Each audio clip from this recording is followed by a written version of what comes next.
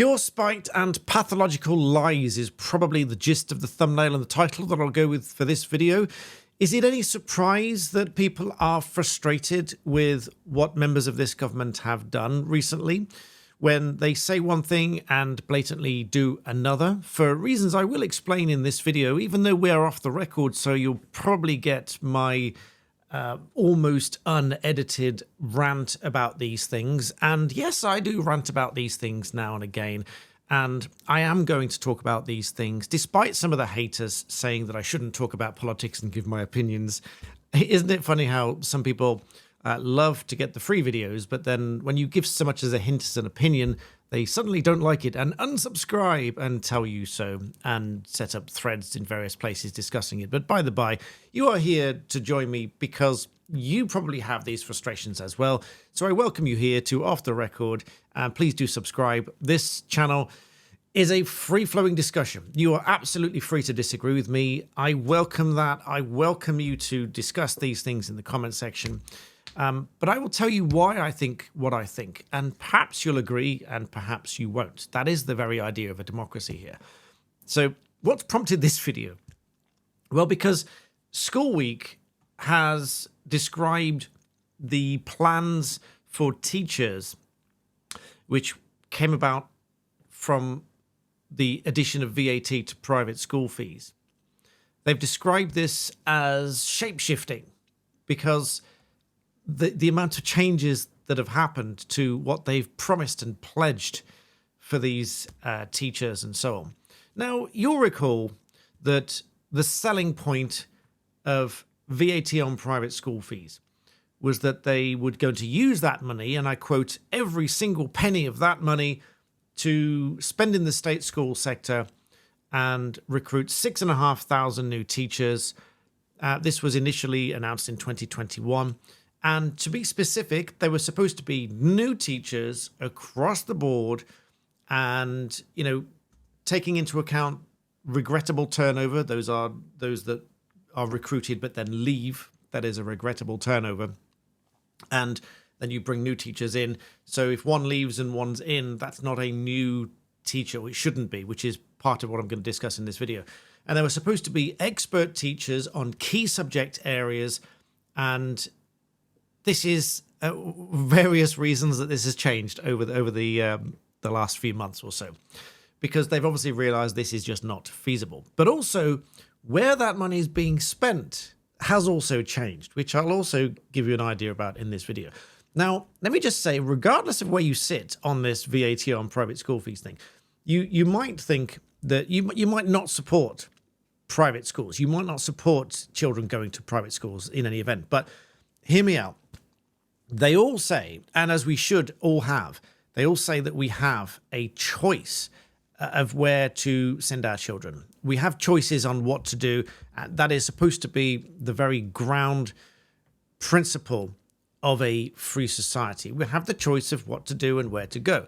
Now, of course, some people will say, well, yes, you have the choice to send your children to private school, therefore you got to pay your taxes on that, is what the people usually say. And by the way, just addressing for a moment this tax break thing, that people band around the idea that this is a tax break. It isn't. Even the Supreme Court called out this wording here as being a bit of nonsense, a bit of a legally insignificant slogan.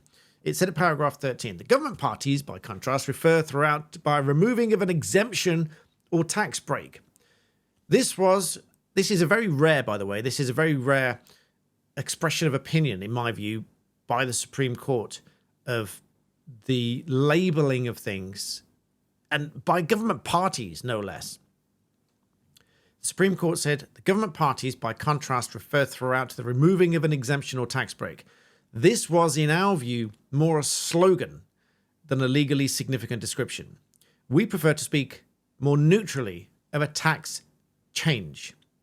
The compatibility of the change with convention rights depends in substance, not on any label attached for presentational purposes. So quite blatantly, the Supreme Court has acknowledged that this was just presentational purposes. It's been sold to you the idea that they get a tax break. We need to claw that tax break back. That's how it's been sold. And that's how people, sort of angry people in the comments say, pay your taxes, which is quite ridiculous because It wasn't a tax break. A tax break is if you do this or that, then you get a sort of discount or rebate or whatever on your taxes. It's very different. This was the principle that we don't tax education, private education, because we don't agree with taxing private education. And in any event, if they thought that taxing private education in general was a good thing, why are they not taxing university education? Because that is also paid, and they're not taxing that. Why are they not taxing gambling? That's a service. Why are they not taxing cakes? Think about those things. But they did conclude, the court did conclude, that this legislation interferes with the rights to education and from discrimination and so on. But ultimately said, well, but despite all that, it's the government's decision as to what they apply. And so I think that's disgraceful. What we really shouldn't be doing is A, bringing that in the middle of an academic year, B, bringing it in January when that was confirmed by reports to be the most disruptive time to bring it in, and bringing it in so quickly. Now, you'd have heard we're going to do this by the end of this parliament. We're going to do that by the end of this parliament. So really what they're talking about is they've got various plans and things they want to do by 2029. So years away. Even if we're going to halve knife crime, but not yet. In a few years' time, we'll hope to halve knife crime and things like that. But VAT on school fees? No, that shall come in January. Smash them now. The most disruptive. And that's what they did. Now, you'll have all seen Rachel Reeves crying in Parliament. Now, I'm not going to criticise that, save that it has obviously had a detrimental effect on the markets. Is it our business whether it was a private thing or whether it was a work thing? No, it's not. If she says it was a private thing, then that's none of our business. Save that if it were really that bad, she shouldn't have been in Parliament. Now, I'm an empathetic and sympathetic guy. I do get upset when someone else is upset or attacked or whatever. I don't like those things. But save that I will also compare and contrast that with, have they spared any thought about that for the tens of thousands of children that are affected by this move, who they've got children being hoisted out of the school because their parents can no longer afford it, because it's 20% more expensive. Now, most of these schools have tried to offset some of that cost, and they can't offset all of it. The vast majority of them is going to be about 18, 19% increase. Some of them get away with 15, whatever. But still, if I were to say to you, everything you spend is now going to be 15% more, most of you, with respect, would probably struggle with that. Now, have they thought about all those tens of thousands of children that are now being hoisted out because their parents can't afford it, and their friends who are upset because they're losing their best friend or whatever? Now, that is just across the board. So I proffer the view that we shouldn't be taxing education more than it already is, in the sense that parents are paying it with after-tax money. There's no sort of special business way of offsetting this against the business cost or anything like that. There's no fancy loophole there. It's after-tax money. So it is money that they've already paid tax on in the first place, and then spending it on private school tuition, having already been paying the normal taxes which fund the state school place that they are not using, which is worth at least £10,000 anyway.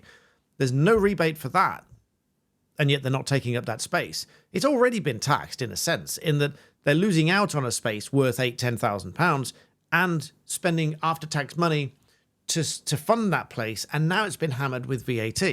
Not only that, the schools are losing out threefold, which they have really no choice but to pass on, because businesses can't just swallow up this cost without consequence, and many of them are closing. So they've got, first of all, the loss of business rates relief, which in many schools' case is going to be hundreds of thousands of pounds a year because they own the premises and so on. Secondly, the employer national insurance, which is always going to be a knock-on effect to the staff at the school, because it's going to affect those staff in the sense that they may not get the pay rises, just like any other business. And it's going to obviously cost the school more because they are staff heavy, teachers, workers, etc., and service personnel.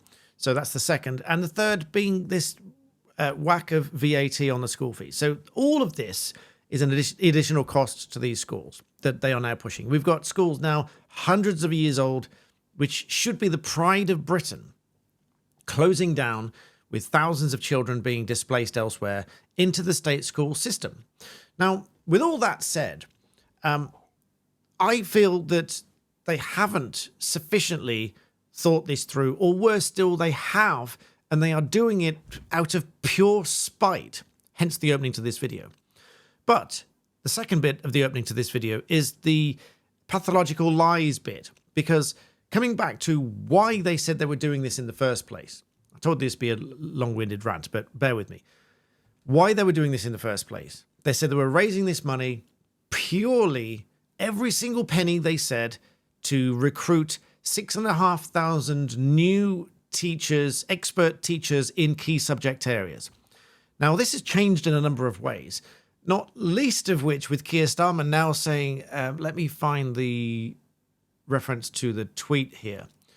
On the 11th of June, he explicitly linked the funding by VAT on school fees. He said, because of this tough choice, we are able to put the largest investment in affordable housing in a generation. So he expressly linked VAT from school fees to housing. Now, that is not every penny that they promised was going on the teachers. But that's not the end of the matter, and it really is. Which is, I hope, why you subscribe to my channel to get the truth here. Now, all of this is verifiable. You can look all of this up. You can look these tweets up, and you can look these figures up. They said from 2021 that they were looking to recruit 6,500 new teachers, and these being new expert teachers in key areas. Now, the new teachers has now been switched to, well, kind of extra. So excluding those that leave, so those that they retain, they'll now be considered a part of this number.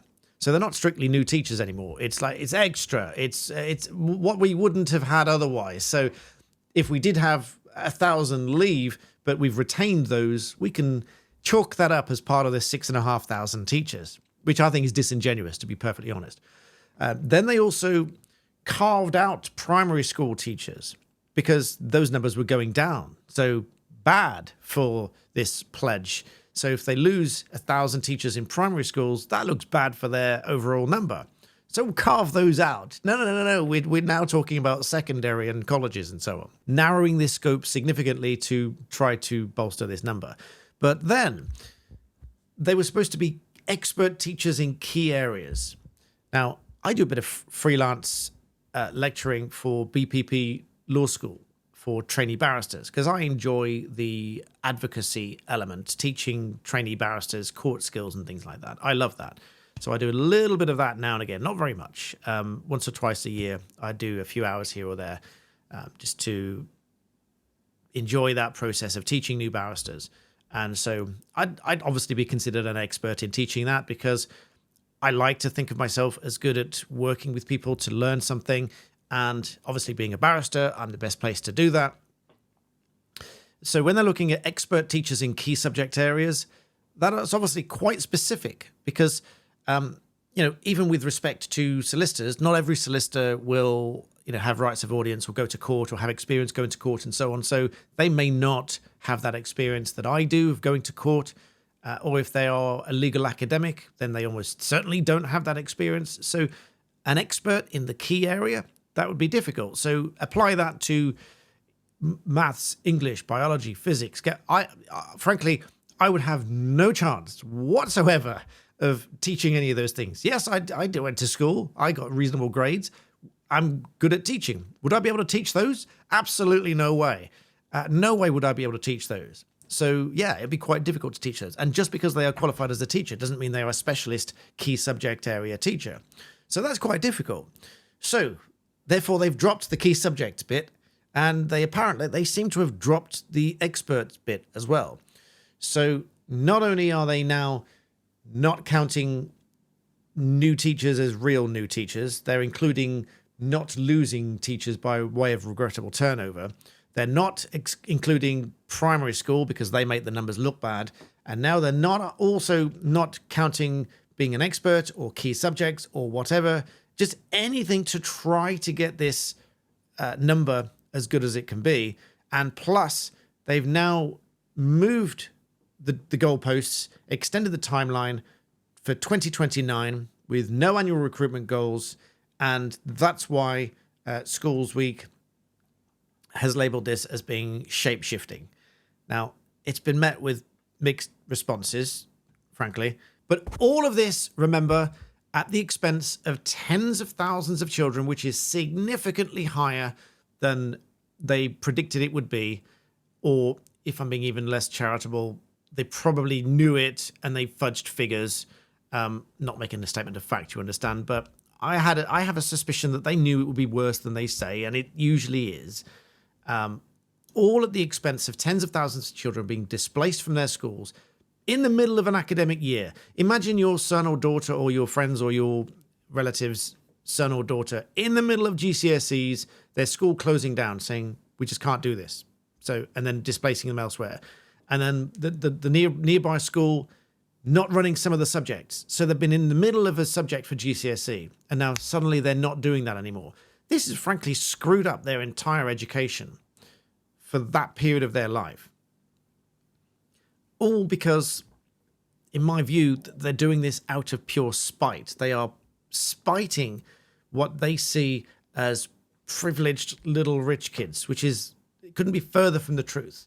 So many that I know work tirelessly hard at multiple jobs to send their children to private schools.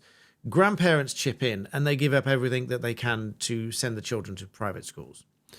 And all of this, and then they're moving the goalposts on what they promised it for. And then you've got Keir Starmer saying, we can afford housing now. And then the very next question is obviously, for whom? Because if we are adding so many new migrants to this country, then obviously their plan is somehow to house them. And it begs the question, are these housing really for Britons, or is this just, again, another shifting goalpost to subtly sow the seed that this is where the money's really going? So I, for one, find that quite disgraceful. But let me know what you think in the comments. Like I say, open discussion. Let me know what you think. Do subscribe to the channel. A few more things to talk about. I'll do them in separate videos. But thank you for watching. I'll see you in the next one.